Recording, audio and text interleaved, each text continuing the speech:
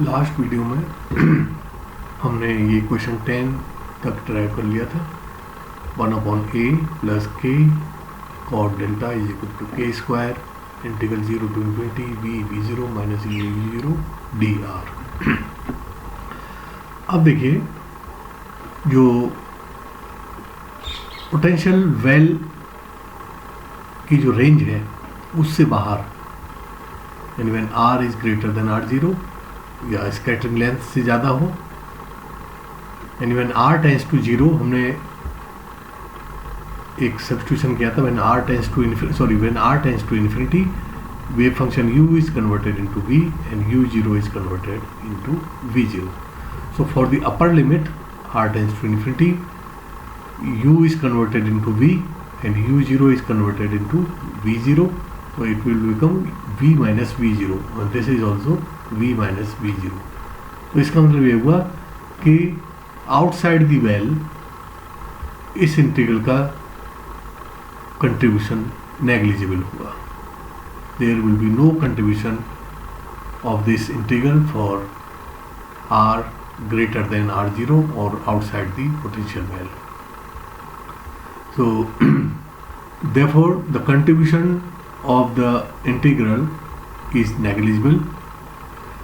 लेकिन inside the well when r is less than r0, वहाँ पर inside the well क्या होगा?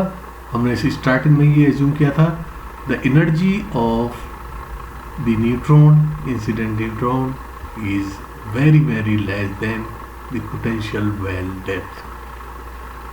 अगर हम इस एनर्जी को भी potential it is very less than the potential well depth, तो इसको अगर हम नेग्लेक्ट कर दें, यानी E को रफली इक्वल टू 0 एज्यूम कर लें, तो हमारा जो वेव फंक्शन u था, this wave function is for energy E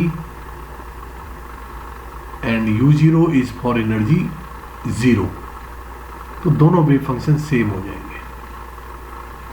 तो ये वेव फंक्शन किसके लिए था? एनर्जी स्टार्टिंग में हमने दो वेव फंक्शन एज्यूम किए थे, u0 for exactly 0 energy and u for energy E, but यहाँ पर हम कंसीडर करें, कंडीशन लगा रहे हैं, E is very very less than 0 and this is रफली इक्वल टू 0, तो in that case u wave function u will be roughly equal to u0 and similarly v will be roughly equal to v0,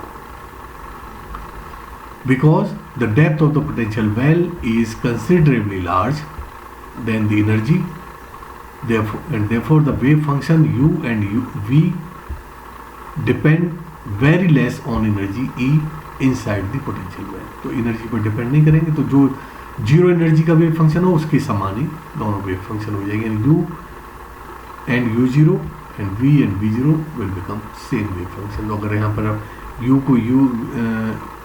को u0 ले लें, v को v0 ले लें, तो ये हो जाएगा v0 square minus u0 square, तो ये हो गया v0 for this condition inside the well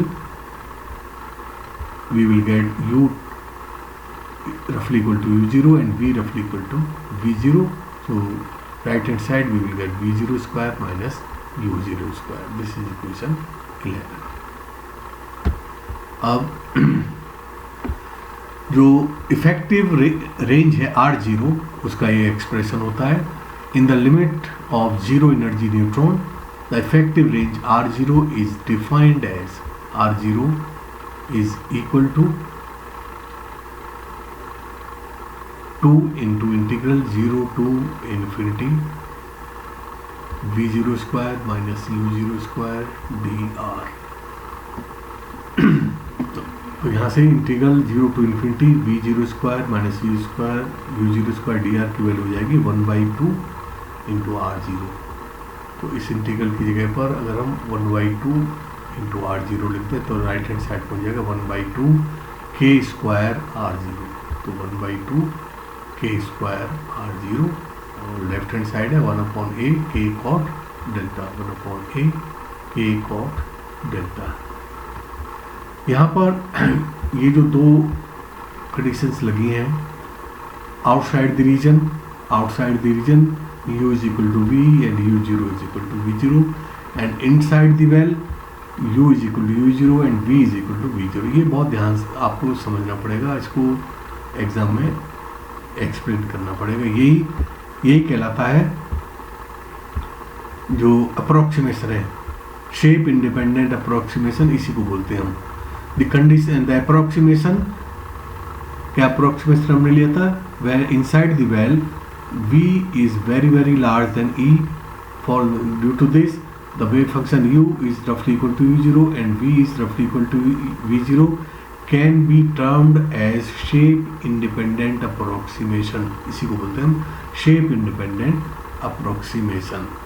तो इसको ध्यान से इस चीज को, ये क्यों आउटसाइड द रीजन ये u v0 के इक्वल और u0 रफली v0 के इक्वल क्यों होते हैं, और इनसाइड द वेल u0 के इक्वल और v0 के इक्वल क्यों होते हैं, इसको आप ढंग से अच्छी तरह से समझेंगे. ठीक है. तो जब हम इस इंटीग्रल की वैल्यू 1/2 इंटू r0 सब्स्टिट्यूट करेंगे यहाँ पर, तो ये हो जाएगा 1/2 k square r0, 1/2 k square r0.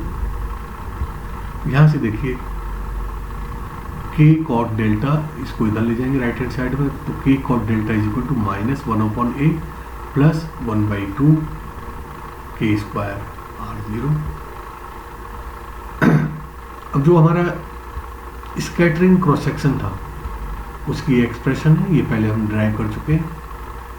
Scattering length के केस में भी आई थी, वहाँ से ड्राइव कर चुके हैं. तो scattering cross section sigma is equal to 4 pi upon एक lambda cross square sine square delta भी होता है, 4 pi upon K square sine square delta भी होता है. तो इस साइन स्क्वायर डेल्टा को हम लिख सकते हैं 1 अपॉन कॉसेक स्क्वायर डेल्टा, और cosec square delta is equal to 1 plus cot square delta. तो साइन स्क्वायर डेल्टा को हम लिख सकते हैं 1/1 प्लस कॉट स्क्वायर डेल्टा. बाकी चीज़ें तो सेम रहेंगी, 4 पाई अपॉन के स्क्वायर. अब यहाँ इसमें के स्क्वायर से मल्टीप्लाई कर दो, तो ऊपर तो हो जाएगा 4 pi upon K square plus के स्क्वायर कॉट स्क्वायर डेल्टा. तो के कॉट डेल्टा की वैल्यू हमारे पास है यहाँ पर, के स्क्वायर कॉट स्क्वायर डेल्टा की चाहिए. तो क्या हो जाएगा, इसको ब्रैकेट में लेके स्क्वायर कर दो, माइनस या तो कॉमन ले लो, तो ये हो जाएगा 1/a माइनस 1/2 के square are square, 1/a minus 1/2 के स्क्वायर r0 स्क्वायर का होल स्क्वायर प्लस के स्क्वायर. ये तो हमने के स्क्वायर कॉट स्क्वायर डेल्टा की वैल्यू ये सब्स्टिट्यूट कर दी, ऊपर पाई 4 पाई है. अब ऊपर मल्टीप्लाई कर दें ए स्क्वायर से, तो नीचे भी मल्टीप्लाई करना पड़ेगा. तो के स्क्वायर ए स्क्वायर, के स्क्वायर ए स्क्वायर, ये ब्रैकेट के अंदर ले जाएंगे तो ए स्क्वायर की जगह पर वो ए हो जाएगा, क्योंकि यहाँ होल स्क्वायर लगा हुआ है. तो ए इंटू 1/a 1 हो जाएगा, माइनस 1/2 a, यहाँ पे ए से मल्टीप्लाई किया था हमने, तो ए के स्क्वायर r0, ए के स्क्वायर r0 होल स्क्वायर. ये एक्सप्रेशन आ गई हमारे पास, expression 40.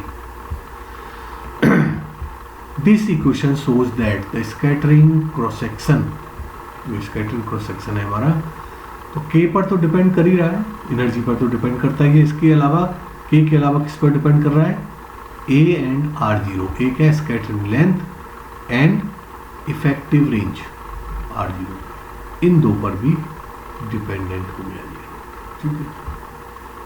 Besides being a function of energy, k depends upon 2 parameters. कौन कौन से पैरामीटर हैं वो, effective range r0 and scattering length a.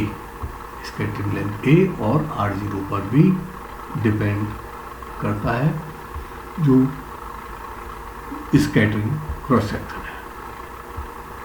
Clearly the cross section is independent of the form of the shape of the potential. इसमें कहीं भी v0 नहीं आ रहा है, यानी scattering cross section is independent of the shape of the potential well, shape of the potential. और ये किस वजह से हुआ है, ये कंडीशन लगाने से, अप्रोक्सीमेशन की कंडीशन लगाई हमने, eight v inside the well v is very large than e, in this condition जो वेव फंक्शन एनर्जी ई पर था वो इक्वल टू एनर्जी ई पर के बराबर हो जाए, क्योंकि एनर्जी इज रफली इक्वल टू जीरो, दोनों वेव फंक्शन सेम हो जाएंगे, ये भी दोनों सेम हो जाएंगे, can be termed as the shape independent approximation. इसी की वजह से जो हमारा क्रॉस सेक्शन है वो शेप इंडिपेंडेंट होता है, क्योंकि हमने एक अप्रोक्सीमेशन उसमें अप्लाई किया था। अब हमारे जो स्कैटरिंग क्रॉस सेक्शन है, क्योंकि scattering cross section spin dependent होता है, तो स्पिन डिपेंडेंट इसमें जो स्कैटरिंग लेंथ है वो ट्रिपलेट स्टेट और सिंगलेट स्टेट दोनों की होती है। इसी तरह से इफेक्टिव रेंज है वो सिंगलेट स्टेट और ट्रिपलेट स्टेट की भी दोनों की अलग अलग होगी। तो इन चारों पैरामीटर्स को इसमें हमें स्कैटरिंग क्रॉस सेक्शन में इन्वॉल्व करना पड़ेगा। Since the neutron proton scattering is spin dependent, actually 4 parameters enter in the expression for scattering cross section। जो हमारा स्कैटरिंग क्रॉस सेक्शन का ये फॉर्मूला ये अभी आया है, ये इक्वेशन 14, इसमें 4 पैरामीटर्स आएंगे, AS, AT, RS and RT, 4 parameter involve होंगे, क्योंकि जो स्कैटरिंग क्रॉस सेक्शन है हमारा it depends on the spin. तो कौन कौन से पैरामीटर्स हो गए, AS, RS, AT, RT। AS क्या है, singlet scattering length, RS singlet effective range, AT triplet scattering length और RT ट्रिपलेट इफेक्टिव रेंज। तो जो टोटल स्कैटरिंग क्रॉस सेक्शन है वो वेट फ्रैक्शन के अकॉर्डिंग 3:1 में हम ऐड करते हैं। ट्रिपलेट स्टेट का 3 टाइम्स होता है सिंगलेट स्टेट से, तो टोटल स्कैटरिंग क्रॉस सेक्शन हो जाता है। The scattering cross section using Wigner's hypothesis. Wigner की हाइपोथेसिस क्या थी कि जो स्कैटरिंग क्रॉस सेक्शन है इट इज स्पिन डिपेंडेंट, ठीक है ना। तो वहाँ से ये फॉर्मूला हमने लिया वेट फ्रैक्शन के अकॉर्डिंग। तो triplet total scattering cross section is equal to 3/4 sigma T plus 1/4 sigma S. अब जो सिग्मा की वैल्यू है वो यहाँ पर रखी हुई थी ये इक्वेशन में, ये इसको सिग्मा की यहाँ सिग्मा एस लेंगे तो यहाँ AS हो जाएगा, ये RS हो जाएगा।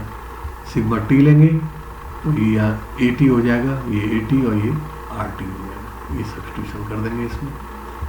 तो यहाँ पे जो AS और AT थे वो तो कैंसिल कर लिए यहाँ पर, अभी तो उससे पहली वाली इक्वेशन थी ये वाली यूज़ कर लिए, जो ये वाली इक्वेशन, तो इसमें A से कैंसिल कर दिया ये, ठीक है ना। तो इसमें जब हम सब्स्टिट्यूशन करेंगे तो 3π/k² 1/80 plus 1/2 k² RT whole square plus π/k² 1/AS minus 1/2 k² RS square. Final equation हमारे पास ये आ गई, total scattering cross section using effective range theory. अब जो ट्रिपलेट स्टेट की जो स्कैटरिंग लेंथ है और इफेक्टिव रेंज है, इनको हम न्यूट्रॉन के केस में इवेल्युएट कर सकते हैं। Here AT and RT can be estimated from knowing the ground state of neutron. तो न्यूट्रॉन क्या है, ट्रिपलेट स्टेट। न्यूट्रॉन प्रोटॉन की जो ट्रिपलेट स्टेट है वो न्यूट्रॉन होती है, वहाँ से इसकी वैल्यू निकाल सकते हैं हम AT और RT की, और उसको अगर यहाँ सब्स्टिट्यूट कर दें तो वहाँ से हम AS और RS इवेल्युएट कर, which is a triplet state जो न्यूट्रॉन की स्टेट होती है। The corresponding singlet state parameters AS and RS are determined from neutron proton scattering experiment. AS और RS को स्कैटरिंग एक्सपेरिमेंट से इवेल्युएट कर लेंगे, और AT और RT को न्यूट्रॉन के केस से दोनों का वैल्यू सब्स्टिट्यूट करते हैं, तो टोटल स्कैटरिंग क्रॉस सेक्शन हम निकाल सकते हैं न्यूट्रॉन प्रोटॉन स्कैटरिंग का, which is the sum of triplet and singlet state scattering cross section in the ratio of their weight fraction 3:1। तो इस तरह से हमारा ये टॉपिक यहीं पर एंड होता है। इसमें ये कंडीशन जो बताई थी हमने, शेप इंडिपेंडेंस अप्रोक्सीमेशन जो लगाया था, और उसकी वजह से u is equal to u0 and v is equal to v0 हो जाता है। ये आपको थोड़ा याद रखना पड़ेगा। तो इस तरह से ये टॉपिक द्वारा कंप्लीट होता है।